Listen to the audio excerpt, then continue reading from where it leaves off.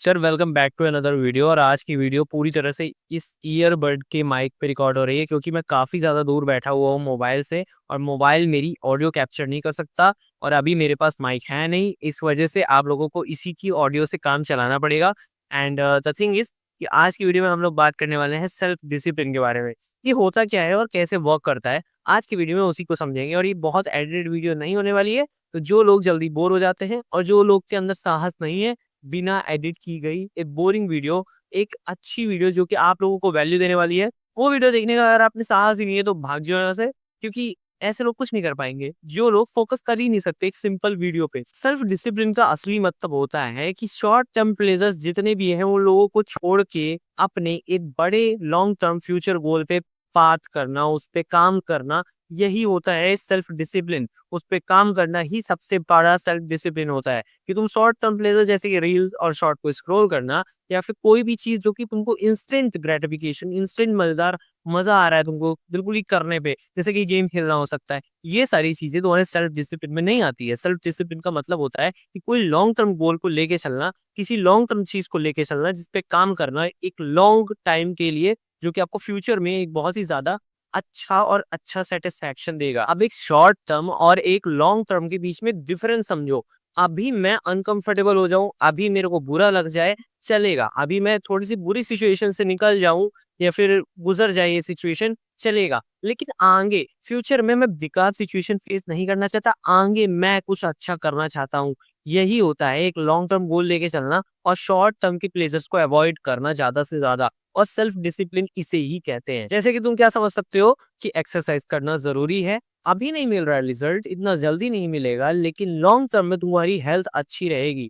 अभी पढ़ाई करोगे लेकिन इतना जल्दी रिजल्ट नहीं मिलेगा, लेकिन लॉन्ग टर्म पे अगर देखोगे तो तुम्हारा कैरियर अच्छा रहने वाला है। तो विल पावर को समझना एक काफी ज्यादा इंपॉर्टेंट चीज है। कई लोग कहते हैं कि विल पावर जो होती है ना, वो घटती है। अब कैसे घटती है मैं तुम लोगों को समझाता हूँ। जब तुम लोग सुबह सुबह उठते हो, तो किसी भी काम को रिस्पेक्टिव ऑफ एनी वर्क, किसी भी काम को तुम लोग इजीली परफॉर्म कर पाते हो। किसी भी काम को आप ज्यादा इफिशियंसी के साथ सुबह सुबह टाइम, जब लोग आप लोग पूरी नींद लेके अच्छे से 8 घंटे की नींद लेने के बाद जब उठते हो, तो अच्छे से काम कर पाते हो। किसी भी काम को ज्यादा इफिशियंसी के साथ कर पाते हो। इसी को कहते हैं आपका विल पावर का हाई होना। और धीरे धीरे करके जितने ज्यादा आप लोग दिन भर डिसीजंस लेते हो, उसकी वजह से वो कम हो जाती है रात तक। इसलिए बोलते हैं कि सुबह सबसे ज्यादा अच्छे अच्छे डिसीजंस लेने चाहिए, ज़्यादा इंपॉर्टेंट चीज़ें करनी चाहिए जिनमें आपकी एफिशिएंसी एंड वर्कलोड ज़रूरी है। ज़्यादा वर्कलोड रहेगा, आपको ये काम करना ज़रूरी है, तो उसको पहले निपटा लेना ज़्यादा ज़रूरी होता है। क्योंकि एक बात तो जान लो कि हैबिट्स बनाना काफ़ी ज़्यादा इंपॉर्टेंट है। तुम्हारा मोटिवेशन डेली-डेली नहीं रहने वाला है, डिसिप्लिन ही सब कुछ होने वाला है। और एक बात जान लो कि जब भी तुम लोग हैबिट बनाते हो और उसके साथ तुम कंसिस्टेंसी को जोड़ के रखते हो, तुम्हारी कोई एक हैबिट बन रखी है और उसी के साथ तुम उस चीज़ में कंसिस्टेंट हो, कंसिस्टेंटली वर्क कर रहे हो, यही होता है तुम्हारा डिसिप्लिन। किसी एक हैबिट पे कंसिस्टेंटली वर्क करना। एक दिन जिम जाने से कुछ नहीं होता। जिम जाना एक हैबिट है जिसको तुम लोग कंसिस्टेंटली करते रहते हो, तो तुमको हेल्थ नाम का बेनिफिट होता है। वही होती है तुम्हारी कंसिस्टेंटली काम करना। वही होता है डिसिप्लिन। सेल्फ डिसिप्लिन का मतलब होता है कि अपने कंफर्ट जोन से बाहर निकलना, अपने कंफर्ट जोन को छोड़ना। ये इजी काम होता है, ये बाद में कर लेंगे, लेकिन पहले ये हार्ड काम को कर लेते हैं। फॉर एग्जाम्पल, बच्चे अक्सर बोलते हैं कि पहले टीवी देख लेने दीजिए, पहले मोबाइल में गेम खेलने दीजिए, उसके बाद मैं अपना काम कर लूंगा। लेकिन यहाँ पर आप उल्टा करो। क्यों?